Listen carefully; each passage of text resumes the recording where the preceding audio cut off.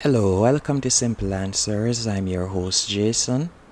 In this video, I'll be showing you how to fix Facebook Messenger not opening on your Android phone, or what to do if Facebook Messenger is not working on Android.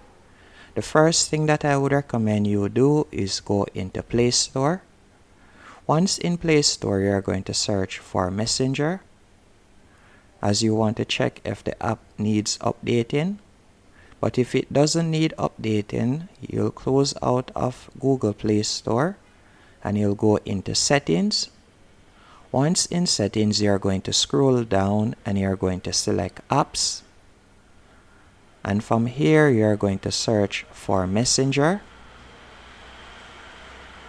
And you're going to select it.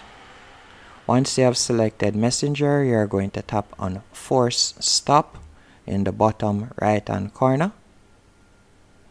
Then you're going to scroll down a bit and you're going to tap on Storage. And from here, you want to tap on Clear Cache in the bottom right hand corner. And you also want to tap on Clear Data in the bottom left hand corner.